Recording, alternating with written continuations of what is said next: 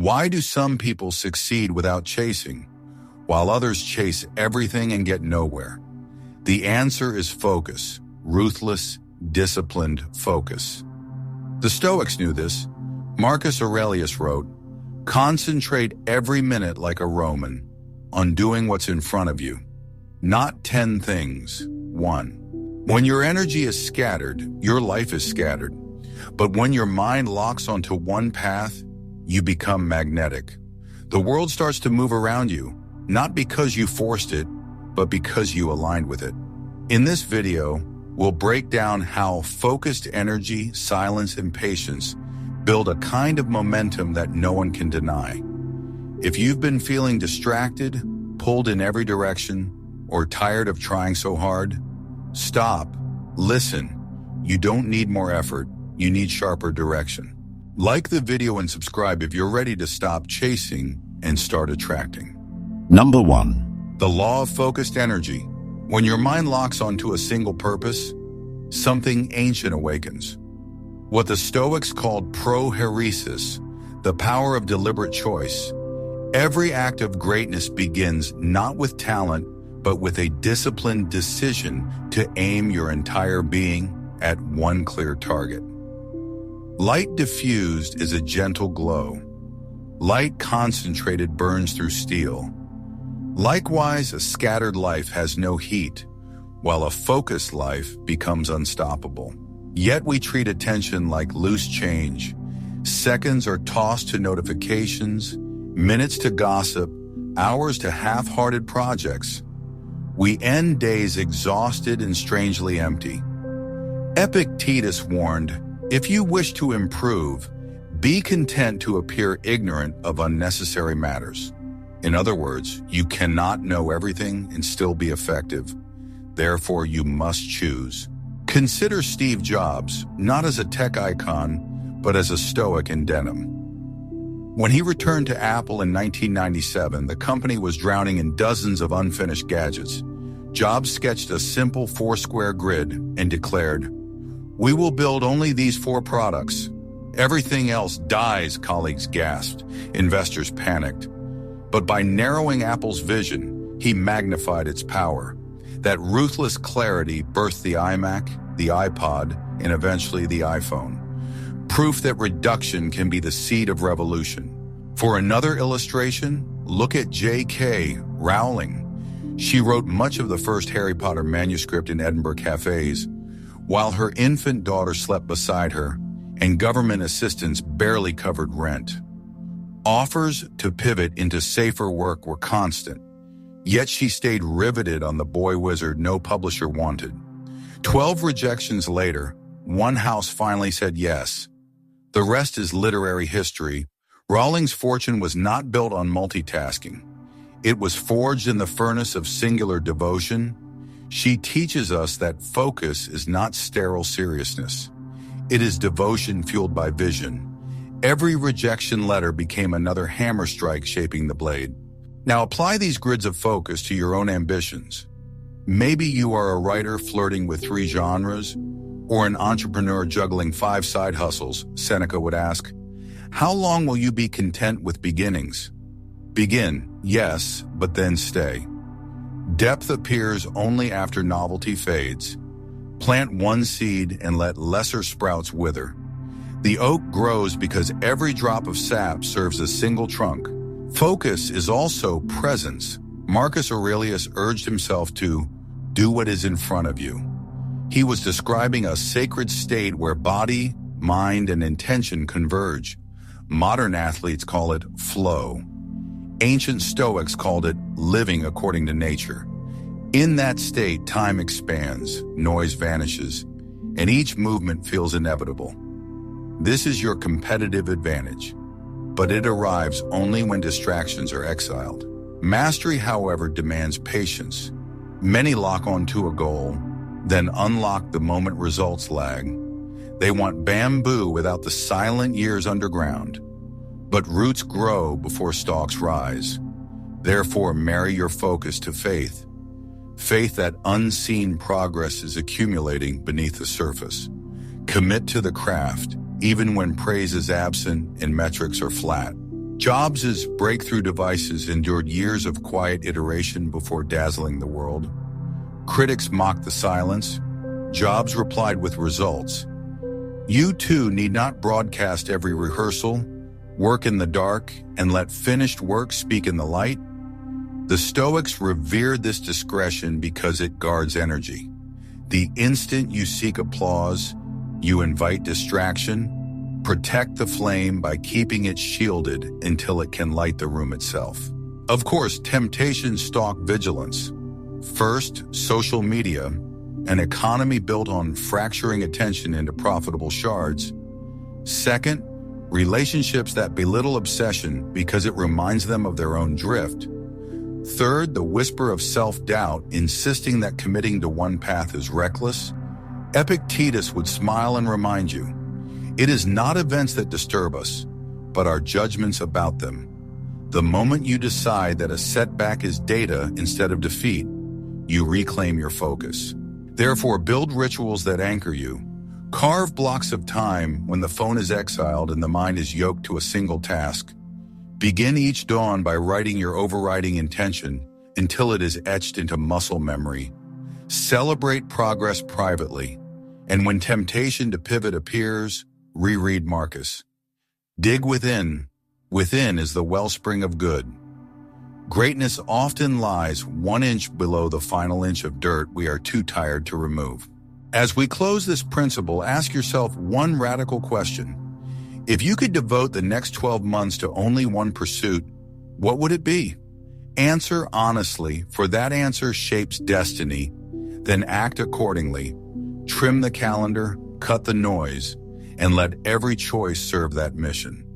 Opportunities orbit minds that have finally decided, remain steadfast, and success will not need to be chased.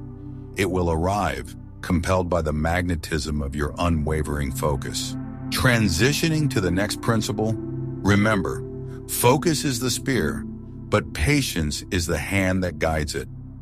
In the upcoming section, we will explore how trusting the timing of your journey turns concentrated energy into destiny, and how the Stoics transform waiting into a weapon of power. Number 2. Patience and divine timing. Imagine planting a seed in good soil, watering it every day, shielding it from harsh weather, yet nothing grows above the surface for weeks. Most would call it a failure. But the Stoic understands progress isn't always visible.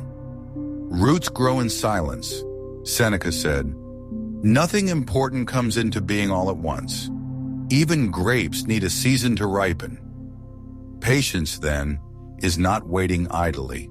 It's trust. Trust that the effort you invest today is shaping a future you can't yet see. But we live in a world addicted to speed, refresh buttons, follower counts, overnight success stories. We're trained to panic when results take time. Yet Marcus Aurelius reminded himself, nature does not hurry, yet everything is accomplished. True timing isn't frantic, it's precise. An oak doesn't rush, but it becomes mighty because it honors the pace set by nature, and so must we. Take Colonel Sanders, not as a brand, but a man who embodied Stoic persistence. At 65, living in his car, he pitched his chicken recipe door to door. Over 1,000 people told him no, but he didn't flinch. He didn't curse the timeline. He stayed with the work. By 73, he'd built an empire. People saw the success. They missed the quiet grind behind it. That's what Stoicism honors, the invisible labor that pays off when the world least expects it. Epictetus put it clearly, make the best use of what is in your power and take the rest as it happens. You control your effort, your discipline, your mindset, the outcome. That belongs to the universe. Your job isn't to force the harvest, it's to tend the garden. And when you stop obsessing over when results will show up, you finally free yourself to get better.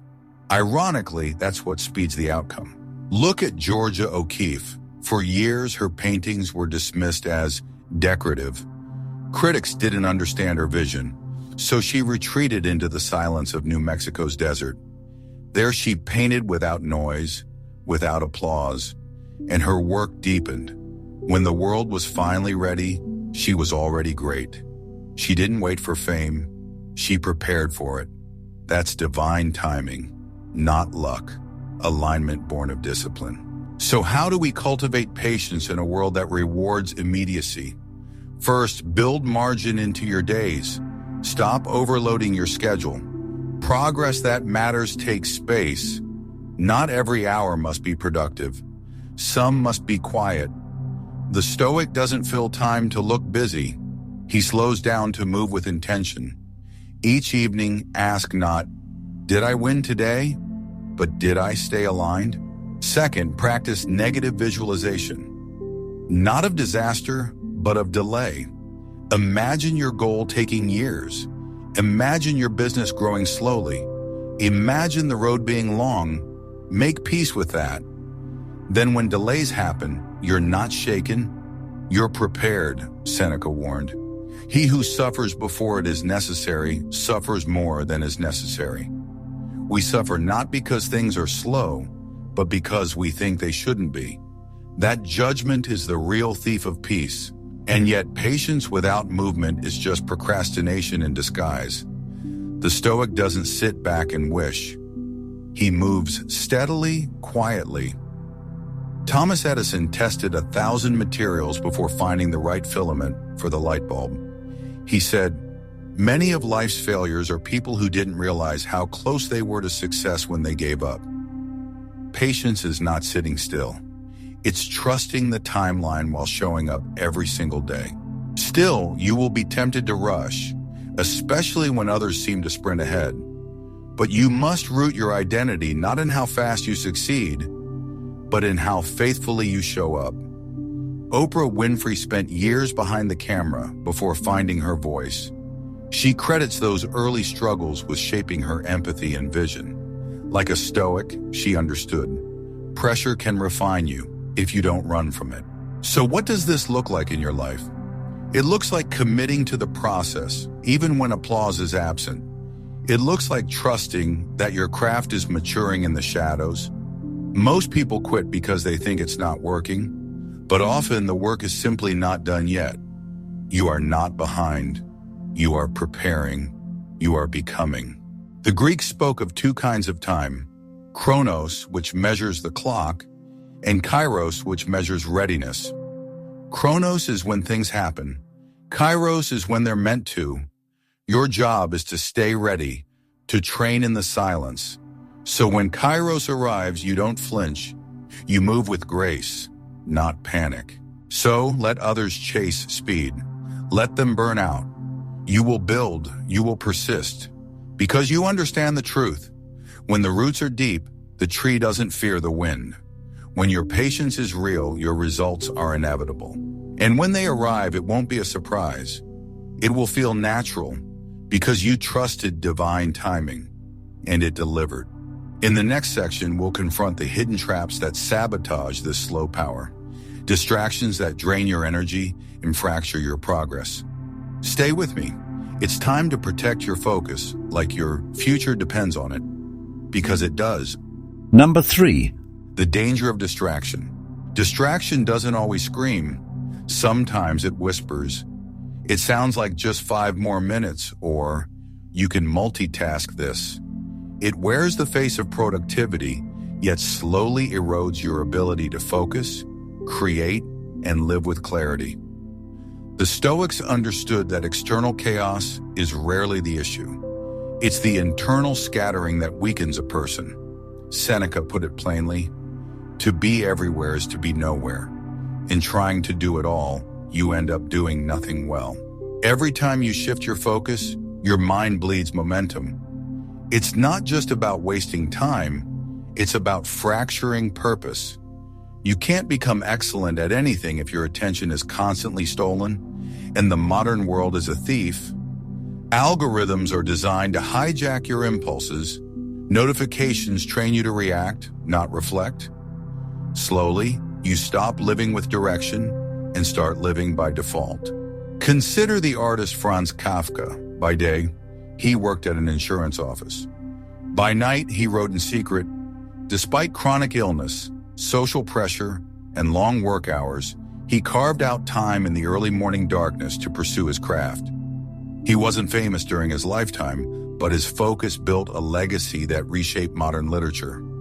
Kafka understood, the world doesn't have to cheer for you to do your work. It just has to leave you alone long enough to let you finish it.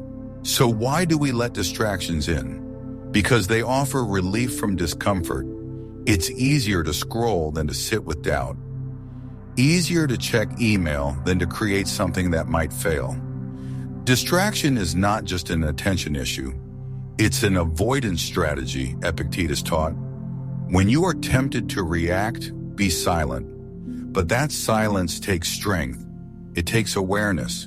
And it begins by recognizing what qualifies as a distraction.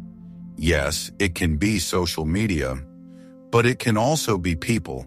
People who constantly pull you into drama, doubt, or detours. Relationships that feed on your energy but never return it.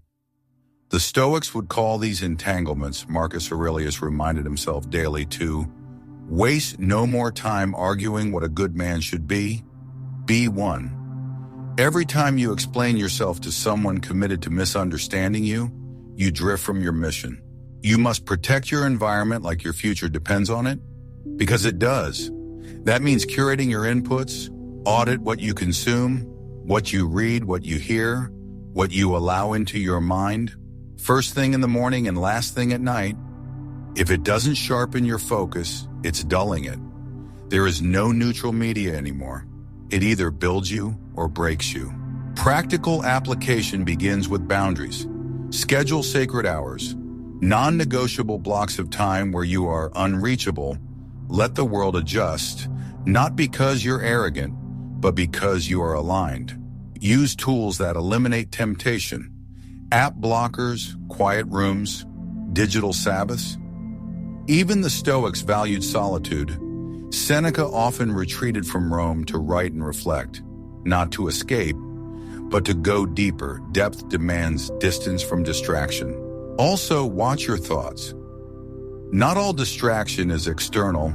Some of the most dangerous noise comes from within. Self-doubt, comparison, perfectionism. You think you need more time, more gear, more followers. But the Stoics would tell you, you already have enough. What you lack is clarity, and clarity is born from silence, not more stimulation. Let's take another modern example. Cal Newport, author of Deep Work. He famously avoids all social media and even limits email to reclaim cognitive focus.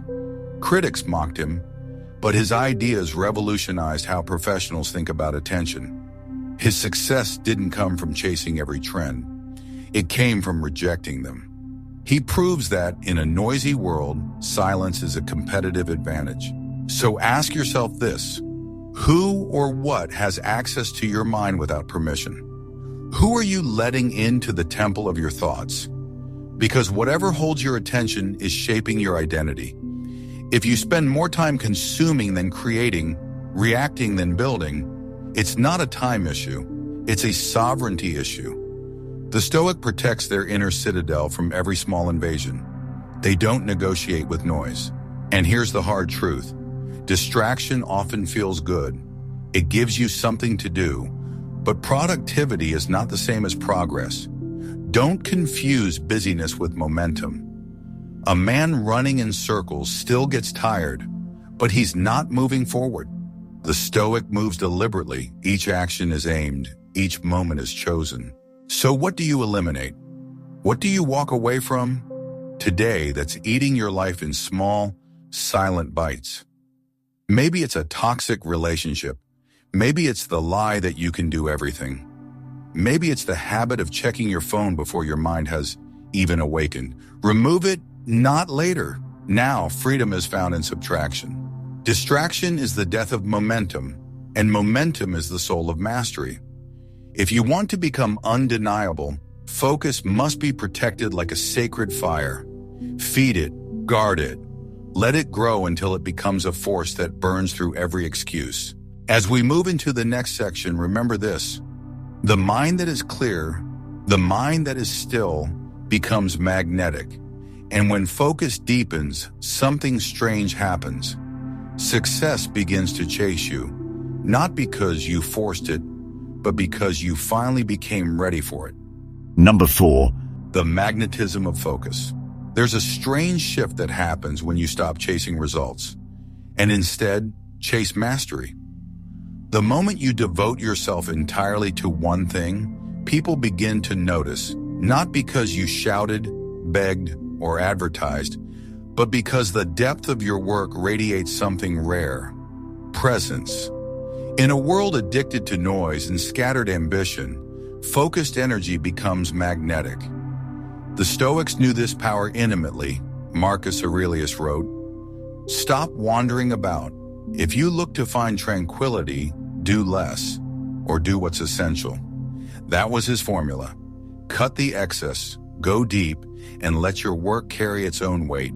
You don't need to convince the world of your worth.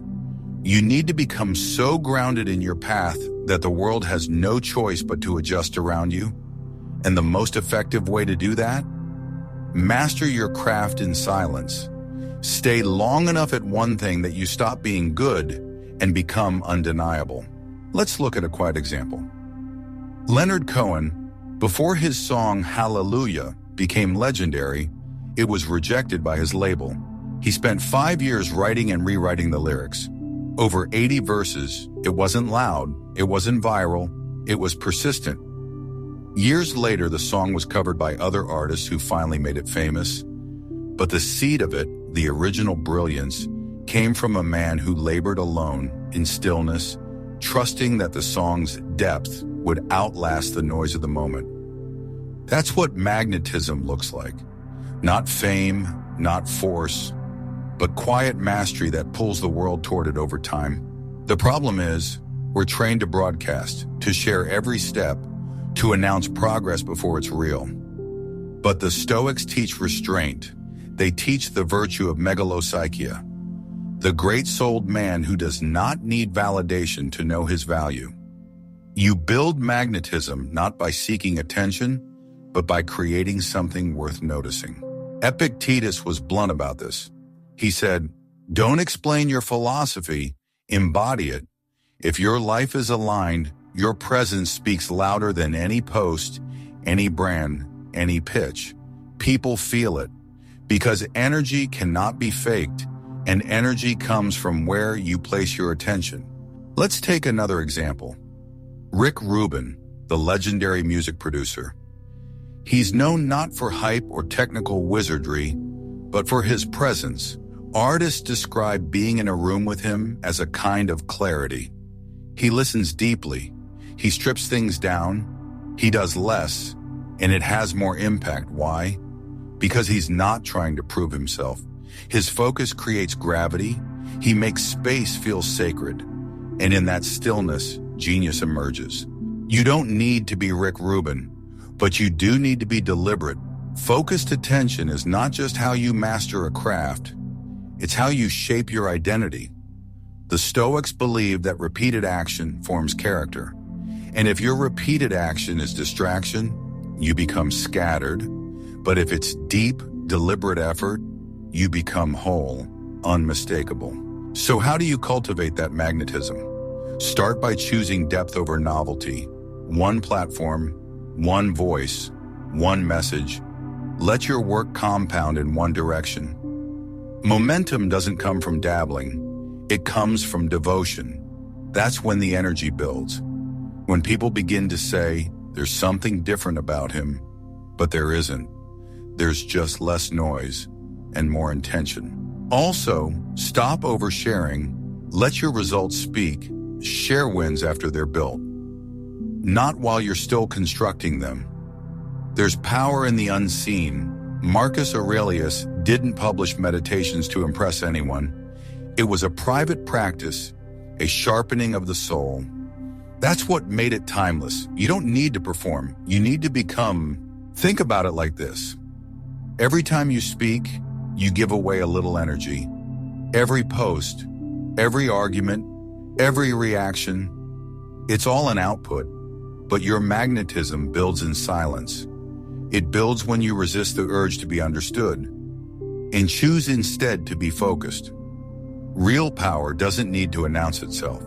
It arrives quietly and changes everything. This doesn't mean isolation. It means alignment. It means showing up so consistently with such clarity that your energy begins to do the talking. People trust what's repeated, and nothing repeats louder than someone who stays on their path long enough for the world to notice. Even modern thinkers like Naval Ravikant echo this Stoic truth. Play long-term games with long-term people. Why? Because compounding effort over time creates outsized results, but it also creates character. When you stick with something, you don't just get better at it, you become someone new, someone still, someone magnetic. And here's the real shift. The more focused you become, the more you start to attract without effort. Not because you tried, but because you transformed. The right people, the right moments, the right opportunities, they begin to move toward you, not all at once, but gradually. Just as water moves toward gravity, success moves toward focus. So if you feel unseen, scattered, or stuck, don't shout louder, go quieter, get sharper, turn down the noise. Go all in on one thing and stay there. Let your depth speak. Let your consistency shine. Let your energy compound. Because in the end, mastery doesn't chase. It draws, it pulls, and it lasts. In the final section, we'll explore how unshakable faith in your journey, even when nothing seems to be working, becomes the final pillar of Stoic focus. Stay with me. The path narrows now, but so does your power. Number 5. Unshakable faith. There comes a moment on every path where nothing seems to be working. You've focused, stayed patient, silenced distractions, committed deeply, and still there's silence. No breakthrough, no applause, just the quiet echo of your own footsteps. This is the moment that separates the committed from the curious. Because here, logic won't carry you, only faith will. The Stoics understood this not as religious belief, but as inner certainty. The unshakable confidence that right effort, sustained over time, bears fruit. Even if the fruit arrives long after you're gone, Marcus Aurelius wrote, "You have power over your mind, not outside events. Realize this, and you will find strength." It's in these moments of no external reward that your internal compass must hold. You're not working for results. You're working from principle. Faith in this context is the refusal to abandon what matters simply because it hasn't bloomed yet. It's trusting the structure of nature, the rhythm of the seasons, the unseen accumulation of daily effort when others quit, pivot, or perform. Faith says, stay. And staying isn't stagnation, it's silent forward motion. Look at the life of Vincent van Gogh. He sold only one painting in his lifetime. One. He died poor, misunderstood, and alone. But he painted constantly, obsessively, with a spirit on fire. He once wrote to his brother Theo, "I am seeking, I am striving, I am in it with all my heart." That's Stoic faith, not hoping for fame, just honoring the work, trusting that the act of doing it was already its own reward. Now contrast that with how most people operate today. As soon as results stall, doubt creeps in. Maybe I chose the wrong path. Maybe I'm not good enough. Maybe I should switch. But the Stoic doesn't measure his path by applause. He measures it by alignment. Epictetus said, "First say to yourself what you would be, and then do what you have to do." That is faith. Choosing the person you are becoming, and then doing the work of becoming them, with or without validation. This kind of conviction doesn't arise from motivation. It comes from values, from a commitment so deep that it cannot be bargained with, not by fear, not by fatigue, not by the illusion of quicker routes. You don't need to know exactly how your path unfolds. You just need to know why it matters, because once you're rooted in that, detours can't distract you, delays can't derail you. You've stepped beyond circumstance and into purpose. The Stoics would remind you, everything great is slow. The stars themselves burn silently for millions of years before we even see their light. So when your life feels dark, it doesn't mean your effort is wasted. It may simply mean your light hasn't arrived yet. So how do you build this kind of faith? Start with what the Stoics called voluntary hardship. Practice doing difficult things daily, not to suffer, but to remind yourself that you can endure. Choose cold showers, wake up early, delay gratification. These aren't trends, they're training. They harden your will so when real challenges come, you don't flinch. Next, limit your dependence on outcomes. Celebrate the work, not just the win. If you wrote today, you won. If you showed up to train, you won. If you didn't let doubt steer you, you won. The scoreboard isn't always visible, but your integrity knows whether you're advancing or retreating. Trust that. Then narrow your focus even further, not just what you do, but how you do it. Do you write with care? Do you speak with clarity? Do you train with presence? The Stoics believe that greatness isn't in grand gestures, but in consistent precision. Do small things well, and large things will follow. Now let's be real. There will still be moments when it feels like nothing's happening. That's not failure. That's the invisible phase, the bamboo phase. The roots are growing. Your character is being forged. Your focus is compounding. You may not feel it yet, but the process is active. The Stoic doesn't wait for the world to notice. They notice themselves growing stronger. Even today, we see this in people like Morgan Housel, author of The Psychology of Money. Before his book exploded, he spent years writing thoughtful essays with modest reach. But he stayed consistent. He trusted the work. And when the moment came, when the world was ready, his work was ready too. That's the reward of faith. Not just success, but preparedness. So if you feel unseen, unrecognized, or unrewarded, good. That's where transformation begins. Not with applause, but with silence. Let your doubt rise, and let it pass.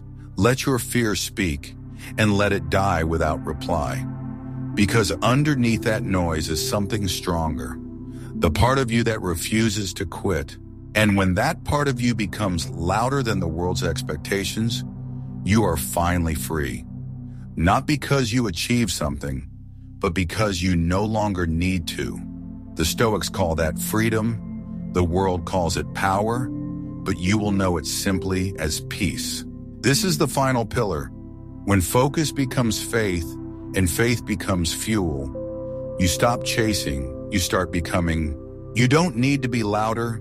You don't need to be faster. You need to be more focused. In a world that rewards noise, your power will come from clarity, from patience, from doing the deep work while no one is watching. That's the Stoic way. And if you stay the course, if you protect your energy, master your attention, and believe in your path long enough, everything you've been waiting for will arrive.